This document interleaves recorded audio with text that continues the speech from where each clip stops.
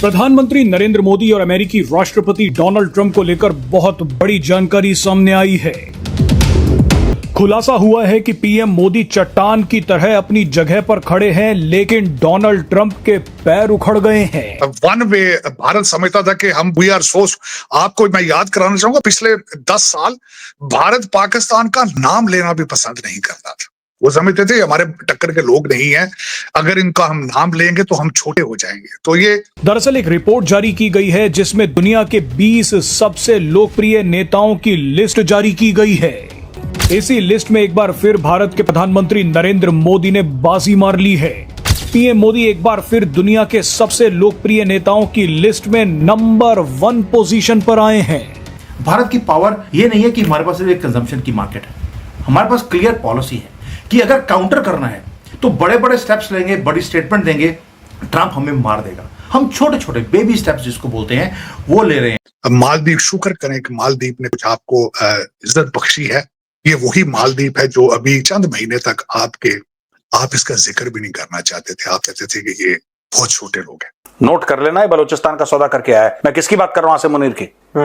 और वही बलूचिस्तान पहले इन्होंने चीनियों को बेचा था, चाइनीज को बेचा था, फिर बलोचों ने मार मार के चाइनीज का दुम्बा बनाया, चाइनीज भाग खड़े हुए वहां पे, जिसकी वजह से आसिम मुनीर जलील हो रहा है। पीएम मोदी के मजबूत इरादे की वजह से आज पूरी दुनिया में भारत की इज्जत दोगुना इजाफा हुआ है कि यूरोपियन यूनियन तक पीएम मोदी से डरता है। इसलिए उन्होंने पीएम मोदी को निकालने के लिए पाकिस्तान जैसे पालतू देश पाले हैं जो भारत में गड़बड़ करने की कोशिश करते हैं। लेकिन उसके बावजूद PM Modi world number 1 leader बन चुके हैं और उन्हें 100 में से भारतीय जनता ने 75 नंबर दिए हैं। इस मामले में अमेरिकी राष्ट्रपति डोनाल्ड ट्रंप और फ्रांस के लीडर इमैनुअल मैक्रोन भी पीछे हैं और एक बार फिर वो वर्ल्ड नंबर 1 लीडर बन गए हैं। इस रैंकिंग में पाकिस्तान के पीएम शहबाज शरीफ को अफ्रीकन देशों और अफगानिस्तान जैसी रैंकिंग मिली है, जिसका मतलब 90% लोग पीएम शहबाज शरीफ को नापसंद करते हैं और उनका कहना है कि अगर वो सामने आ गए तो आवाम उनको जूतों से स्वागत करेगी। इस रैंकिंग को देखकर American based Pakistani analyst Sajid Tarar को खूब मिर्ची लगी है, क्योंकि हाल ही में मालदीव के प्रेसिडेंट मोहम्मद मुइज़ू ने पीएम मोदी का रेड कारपेट में ग्रैंड वेलकम किया और भारत ने मालदीव को 561 मिलियन दिए।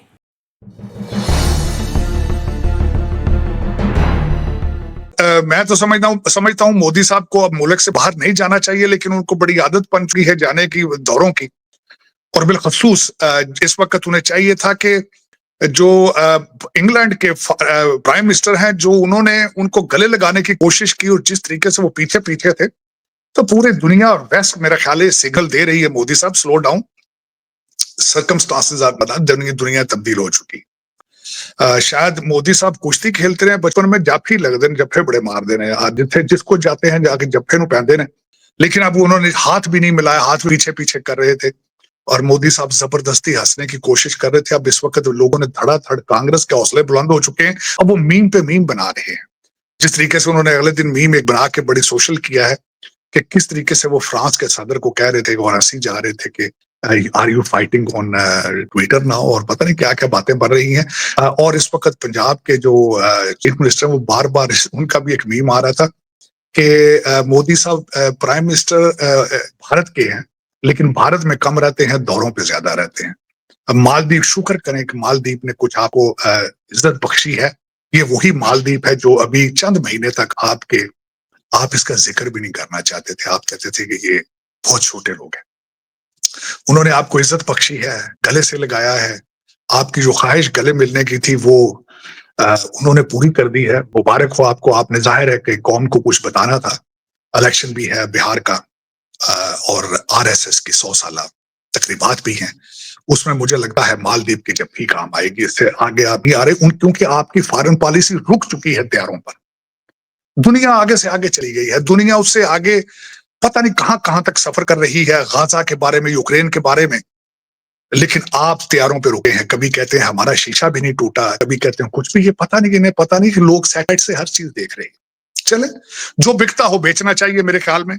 बड़ी खूबसूरती के साथ मैंने कहा था कि बड़ी खूबसूरती के साथ कौम को मुसलमानों के पीछे लगाया गया है, पाकिस्तान के पीछे लगाया गया है। लगे रहे, कोई फर्क नहीं पड़ता। लेकिन चीमा साहब आगे जो मुझे सबसे अफसोस अगले दिन ये हुआ है भारत से सुन के कि उनके आर्मी चीफ ने कहा कि हमें अब आईटी के लोग चाहिए। भाई आप तो कहते थे आप पूरी दुनिया की आईटी खुद चला रहे हैं। अब कहते हैं हमें फौज की जरूरत नहीं है, हमें आईटी के लोग चाहिए जो कि हैक कर सकें चीजें। तो आपके अंदर आईटी के लोग भी मौजूद नहीं है भारत में। अगर ये सूरत हाल है, और फिर मेरा मकसद है, अब इस वक्त देखा जाए तो चीमा साहब, जो सबसे बड़ा चैलेंज इस वक्त भारतीय रजीम का है, एडमिनिस्ट्रेशन का है, फौज एक दूसरी साइड पर है और वो बार बार इल्जाम देते हैं कि हमें सियासतदानों ने मरवाया है, वो इनके ऊपर फेंक रहे हैं, उनके ऊपर।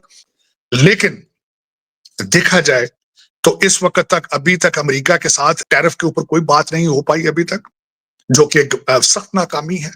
और उसके बाद ब्रिक्स के हवाले से, रशिया से तेल लेने के हवाले से जो एक नई सैंक्शंस का जो एक खौफ दिया गया है, अगर देखें रशिया से तेल सस्ता ना मिला तो देखें इन्फ्लेशन का, महंगाई का क्या कौन सा तूफान आएगा, फिर किस तरह बिहार का इलेक्शन जीतेंगे। ये एक अजीब सी गली में, बंद गली में फंस चुके हैं आके। मोदी जी ने ट्रंप को पागल करके छोड़ना है, ये तय है।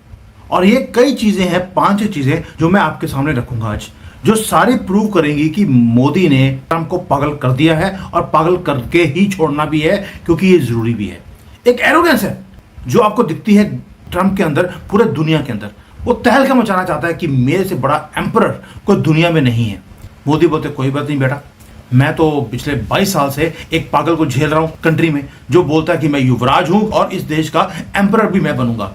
उसके मुंह पे हर रोज तमाचा मारते हैं, तुम मेरे लिए खेत की मूली के बराबर है। ये क्यों बोल रहा हूं? एरोगेंस में नहीं बोल रहा हूं, क्योंकि वे कई चीजें ऐसी हैं जो मोदी जी को मैं फॉलो किया है पिछले कुछ महीनों में, जो मोदी जी ने किया है और दुनिया की कोई भी और कंट्री ये काम नहीं कर पाई। एक क्लियर मैसेज है ट्रंप को, तुम अगर भारत के साथ मैसअप करोगे तुम्हें बहुत बड़ी प्राइस पे करनी पड़ेगी। ट्रंप ये सोचता है कि जो मेरे से पंगा लेगा उसको बड़ी प्राइस पे करनी पड़ेगी, लेकिन इतनी बड़ी पावर के साथ भारत इतनी बड़ी पावर नहीं है दोस्तों, हमें मालूम है। हम एडमिट करते हैं कि अमेरिका हमारे से 10 गुना बड़ा एक इकोनॉमी है, लेकिन फिर हम ये मुकाबला कर कैसे पा रहे हैं? क्योंकि मोदी जी को कुछ ग्राउंड रियलिटीज का पता है कि भारत की पावर क्या है। भारत की पावर ये नहीं है कि हमारे पास एक कंजम्पशन की मार्केट है, हमारे पास क्लियर पॉलिसी है कि अगर काउंटर करना है तो बड़े बड़े स्टेप्स लेंगे, बड़ी स्टेटमेंट देंगे, ट्रंप हमें मार देगा। हम छोटे छोटे बेबी स्टेप्स जिसको बोलते हैं वो ले रहे हैं, और बिजनेस में हमेशा बेबी स्टेप्स लेकर ही आप रेस को आप जीत सकते हैं। आपको मालूम है कि अमेरिका ने हमें थ्रेट किया। थ्रेट क्या किया?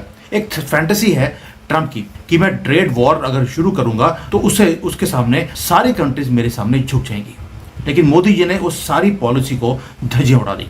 बिल्कुल रॉक सॉलिड हमारी स्ट्रेटजी है। आपको याद होगा कि इनका जो सेनेटर है लिंडसे ग्रैहम, उसने बोला भी था कि भाई हम भारत की जो इकोनॉमी है उसको क्रश कर सकते हैं। रियली भारत की इकोनॉमी को तुम क्रश कर सकते हो? कैसे भैया? उसकी पॉलिसी इनके पास है नहीं। सब ये है कि जैसे दूसरे कंट्रीज में जाकर ये रेजिम चेंज करवाते हैं, तो भारत में भी ये रेजिम चेंज करवा देंगे। किसके थ्रू? पप्पू बाबा के थ्रू, कि यहाँ पर आग लगाएंगे और गवर्नमेंट यहाँ की गिर जाएगी। अरे भाई, ये तो तुमने शाहीन बाग में भी कोशिश करी थी कि मोदी जी गवर्नमेंट गिर जाए, 24 में करी थी। फिर तुमने खालिस्तानियों को सपोर्ट किया किसान आंदोलन के नाम पर, क्या हुआ? क्या गवर्नमेंट गिर गई? नहीं गिरी। तो इसलिए इनकी जो पॉलिसीज हैं, दूसरे कंट्री में जाइए और वहां की गवर्नमेंट को गिरवा दीजिए, भारत में नहीं हो सकता। ओपन 1998 में हम नहीं झुके थे, 2025 में? अब तो स्टोरी ही जो है पूरी चेंज हो चुकी है।